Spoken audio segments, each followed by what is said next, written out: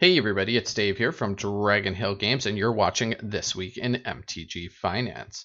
As always, and before we get started, I want to thank MTG Stocks for allowing us to use graphical information for the purposes of this video. So I have some really exciting news. I'm going to be trying out my first live stream this week. It's going to be an interactive live stream that's going to involve all of you guys. So if that's something that interests you, then stick around till the end of the video and I'll go into more details. Alright, so usually I have a top 10 list for you guys, but this week it's pretty slim picking, so we're actually only going to have a top 4, and we're going to start right here with Cabal Coffers, specifically the Plane Chase version. Currently priced at $65, this card's up 8% this week. Now, if you're not overly familiar with Cabal Coffers, it is a commander staple. This card here, it's a land, you pay 2 and tap it, add 1 black mana to your mana pool for each swamp you control. So, of course, you combine this with Urborg Tomb of Yawgmoth, which turns all lands into swamps, and essentially you can just tap Cabal Coffers for a whole bunch of mana. And people have all kinds of awesome ways in Commander to be able to untap this and basically just generate bunches and bunches of mana in one turn, if not infinite. Like I said, Commander staple. The great thing about this card, so there's a few really good things about this card. Let's start with supply. Supply is extremely low on this card. Like I said, huge commander staple. There's tons of people that would love to have one of these in their collection and would make very good use of it in whatever particular commander decks they would want them for. It was always printed at uncommon. To carry a price like this for an uncommon just tells you how much demand there is for this card and how low the supply actually is. That's one thing I actually like about this card. When we're talking about, there's a very high possibility that this could get a reprint down the road, and I'm sure it will at some point. But even if this ends up in some sort of commander set or some sort of commander master set or whatever, the reality is demand for Cabal Coffers is so high that it won't drastically affect the price. A commander printing would not really do much to damage this price at all. There just wouldn't be enough get out there into the market. Supply would still be there, or the demand would still be there for sure. That said, I do like Cabal Coffers. Is it an investment? I'm not sure I'd go there. $65 is pretty steep for this card, although this is clearly an uphill trajectory. So, really who knows where the ceiling is for that. If you're looking at just kind of picking one up to add to your collection for your commander decks and you don't mind the older printing, then the original Torment printing can still be had for under $50, so definitely your best bet. And our number 3 winner this week is Eldrazi Conscription, specifically the Ultimate Masters printing. So currently priced around $11, and this card's up 9% this week. Another card with a decent uphill trajectory. Like clearly this card has just kind of been going up ever since around January 1st when it was at $4.14. So the reason for this sort of immediate spike there and then kind of continual growth on this card was because of Storm Herald, which was spoiled at that time from the new Theros set. So if you're not familiar with Storm Herald, when it enters the battlefield, you can return any number of aura cards from your graveyard to the battlefield, attach them to creatures you control, and then exile those auras at the beginning of your next end step. If those auras would leave the battlefield, exile them instead of putting them anywhere else. So the idea was, you play out Storm Herald and you want sort of the biggest, baddest auras you could have in your graveyard, and Eldrazi Conscription fits that bill for sure. But the reason why it's kind of continuing to go up is because this particular deck right here, Hollow Herald, which has been putting up some really nice numbers. It's had a couple actually 5-0 finishes in tournaments on MTG recently. So the idea is the old sort of Hollow 1 deck where you're pitching things with Cathartic Reunion, Goblin Lore, and Burning Inquiry, and what we want to be pitching things like Eldrazi Conscription, which we'll probably never be able to cast anyway. And then we'll cast out a Storm Herald and throw them Eldrazi Conscription onto things. So deck just works really nice synergy in the deck with being able to throw away things we want to be in the yard, and then doing things like being able to cast Hollow 1 for free or really low casting cost, like maybe one casting cost, right? So cool take on the Hollow 1 deck for sure. And Eldrazi Conscription is up 9% this week.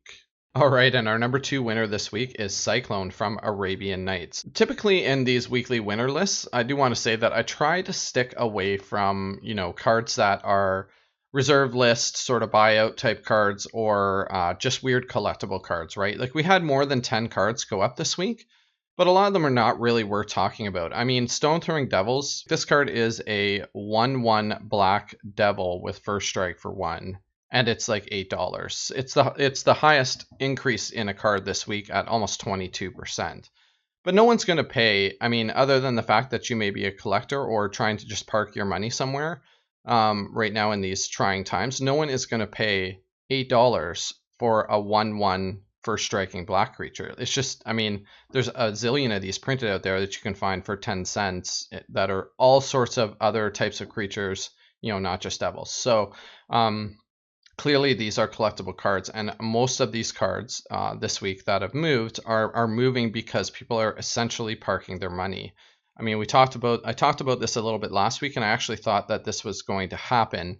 And it's starting to kind of play out. But, you know, what's happening here is people are looking for places to put their money in Magic the Gathering, right? So maybe they're getting out of the real sort of physical stock market or whatever their other real world investments are, and they're looking for places to park their money. And when people do that, a lot of times they're sort of safe haven, you know, they like to park their money in safe haven investments. And traditionally, like I said last week, those are things like gold and silver, which are, you know, physical things that you can hold in your hands. And those types of investments right now are really volatile in the world. So people are looking at things like Magic the Gathering. Not everybody, obviously, but people are looking at things like Magic the Gathering and a place to sort of park their money.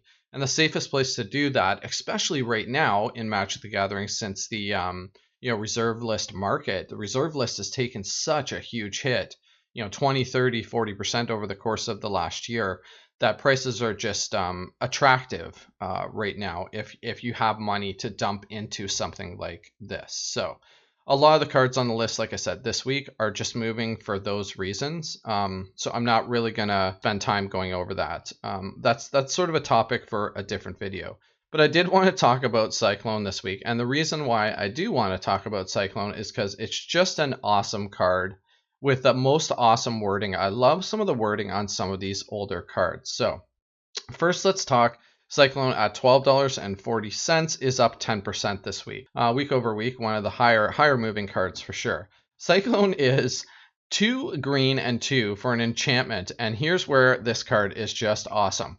Put 1 chip on Cyclone each round during your upkeep. Then pay a green mana for each chip or discard Cyclone. If not discarded, Cyclone immediately deals 1 damage per chip to each player and each creature in play. I love it. The wording on this card is awesome. It's actually quasi-useful in Commander, right? I mean, if you're running some sort of big green stompy deck and you can get Cyclone out pretty early and just keep putting Pringles on it for the whole game, then, you know, eventually it's going to just kind of keep wiping the board for you, right? You just have big stompies out there that aren't going to be killed by Cyclone, and it's just kind of killing everything else every turn. So really fun card. Like I said, up 10% this week. It's our number 2 winner. All right, and our big winner this week is Doomsday, specifically the Masters 25 printing. Currently priced at almost $11, and it's up 11% this week. Now, Doomsday's been on the list a lot over the course of the last month, and the reason for that, we'll go over it quickly, just again, is because of Thassa's Oracle. So it's just another one of those cards that essentially narrows down your library to having a small amount of cards in it, so you can go ahead and win the game with Thassa's Oracle.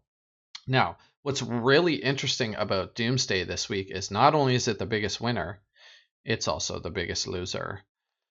The 6th edition printing of Doomsday is down nearly 30% this week from almost $17 last week. So I talked about this a couple of weeks ago, how there was a significant gap in the printings, in the pricing of the printings. And what's happening here is that gap is essentially closing. So the real price of Doomsday is probably somewhere between $11 and $12, and all of the printings are leveling out to that price point.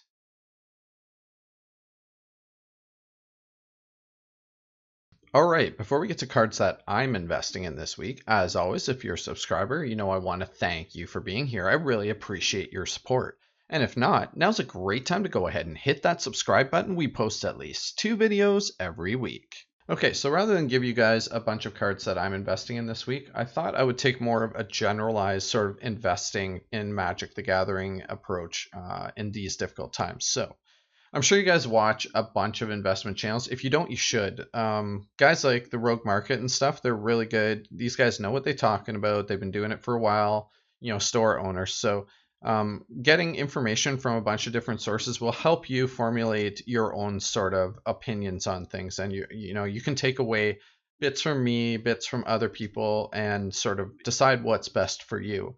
But in a general approach to Magic the Gathering investment right now in these very difficult times, first of all, let's think about sort of where the world is. We don't know where all of this is going to go, how deep it's going to go, and when it's going to end. So we may be looking at a protracted sort of recession or depression in the real world markets I'm talking about, right?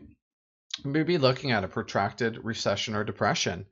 It all depends on how fast this blows over, how fast people are willing to get back to work, can get back to work, are willing to come out of their houses and interact with people. I mean, like I've said in a couple of my box opening videos, I'm walking down the street and people are literally crossing the street.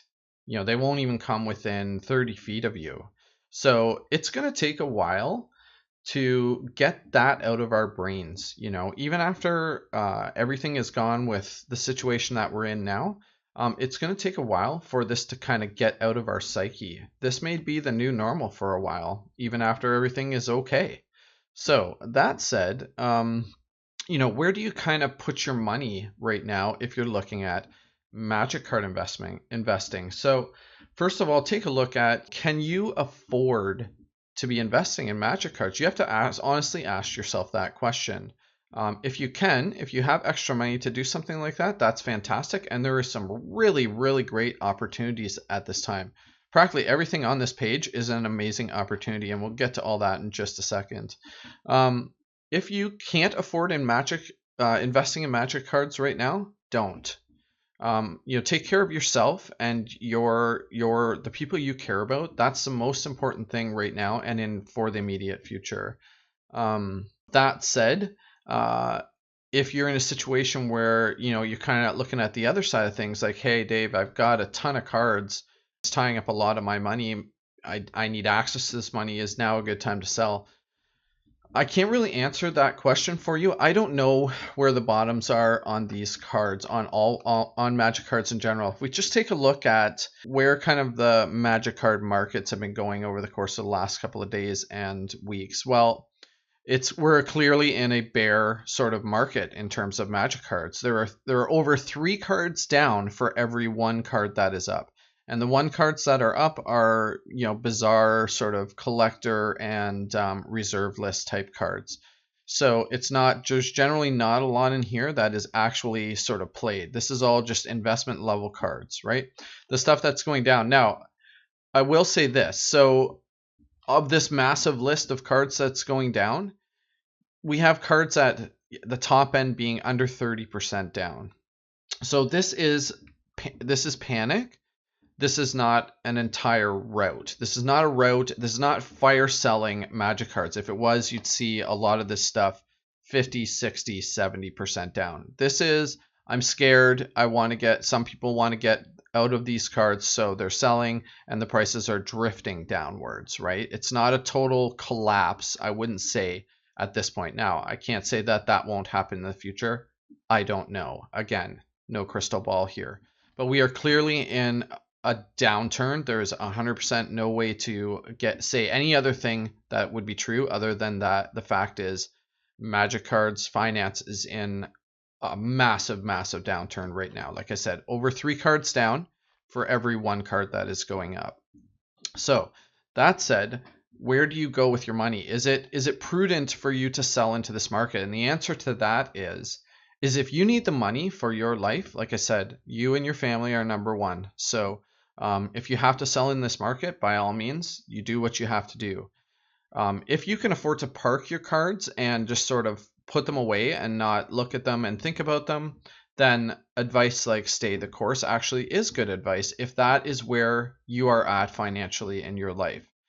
Traditionally, historically, when you've had massive downturns in the markets like these, whether it be real world or Magic the Gathering or whatever you're looking at, once you get on the other side of whatever is causing these massive collapses, then things start to go back up. The world gets rosier and everybody starts moving back in. And the guys who sort of bought at those times are the ones that make out like bandits 5 years from now when all of this is forgotten.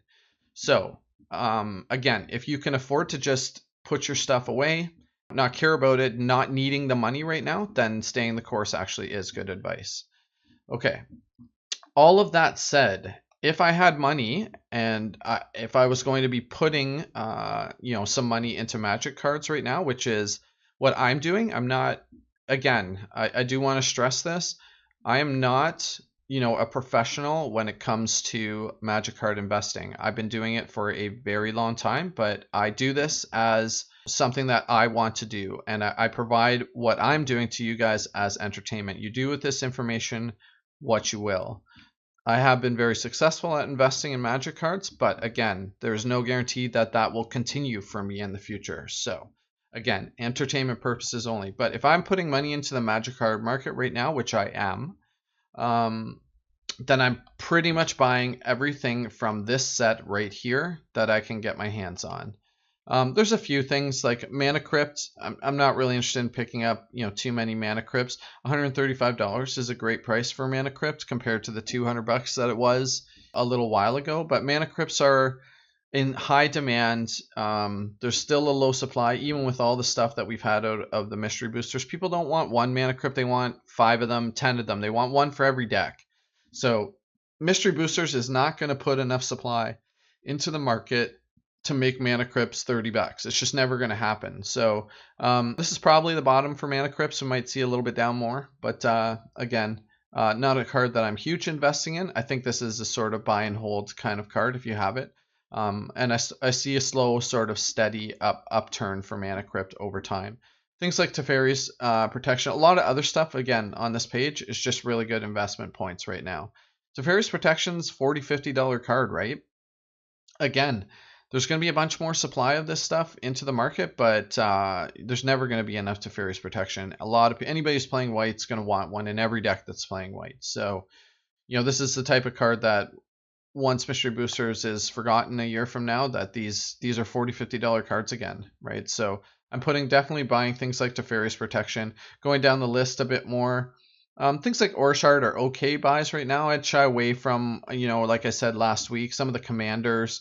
Things like Sliver Hive Lords, a lot of these out there now. Slivers is a popular deck. It's always going to be a popular deck. People are always going to want to build Slivers, but it take a while for this new supply of these to dry up. K commands are okay investment. Really good to fill out your playset at this price if you need them. I don't know where Modern's going. I think the formats that are going to recover best for sure after all this craziness in the world is said and done and we're all back to our local game stores playing will be Commander and Pioneer. Those two formats will recover. People want to play Pioneer and people love playing Commander, and neither of those two things I don't think are going to be going away. So those two I predict will recover the fastest. So you definitely want to, if you have extra money to sink right now, you want to be sinking it into stuff that is going to recover along with those formats into things like Pioneer and Commander. So Kolaghan's Commands, like I said, great price to fill out your playset, but maybe not necessarily the best investment. I'd be looking more at things like Lotus Petals are really good. Thought Vessels are really good. Asceticism is a great price right now. It's heavily played in Commander. Shying away from things like Manamorphose, a ton of those out there now. Again, it's a modern card, right? So things like Propaganda are great. Mishra's Baubles. Just look at this list and ask yourself, hey, what can I get into that's both good in Commander? Cards especially that cross over. Commander and Pioneer play both of those. Cards like that will recover probably the fastest. But definitely anything that's widely used in Commander and Pioneer that are 50% prices over what they were before mystery boosters drop, then those are good buys right now. Those are the types of cards that I'm looking at. All right, so as mentioned at the beginning of the video, on Tuesday, March 31st at 8 p.m. Eastern Standard Time, I'm going to be going live streaming through YouTube. So if you're a subscriber to this channel and you have your notifications on, about a half an hour before that time, you should get a notification asking you if you want to basically join the stream. So what's going to happen is this going to be an opportunity for us to kind of just sit around and chat, talk about sort of Magic the Gathering, talk about where things are in the world today, all that kind of stuff. And if you think you got the skills, you can go ahead and challenge me to a best of one standard match in Arena. Here is my gamer tag. So if that's something that you would be interested in doing, go ahead and send me a friend request. All right, I really hope to see you guys all at that time. Again, the time is Tuesday, March 31st at 8 p.m. Eastern Standard Time. And now I will give you a heads up. This is going to be a new experience for me. So I've done some test runs. I think I've got all the bugs kind of worked out.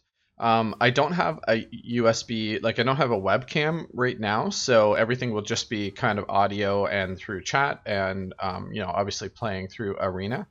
I've ordered a webcam. I'll be honest with you, streaming wasn't something that, I had intended on doing with this channel, but considering where we are in the world today, I think it's just a great opportunity for all of us to sort of like-minded people to get together. We can play a bit of Magic, talk about Magic. It just seems like a good opportunity to do something like that right now. So, like I was saying, I've gone ahead and ordered a webcam. Should be here in a week or two, depending on, how deliveries are going in the world these days. So I will be live, with a visual in a couple of weeks. So, but this next one here that we're going to be doing on Tuesday will be basically just an audio and, text type chat only. So, yeah, like I said, I really hope to see you guys there. It'd be great to talk to some of you in person. All right. I really hope you guys enjoyed watching this video. If you did, go ahead and smash that like button. It really helps me out, and we'll see you hopefully on Tuesday. Bye for now.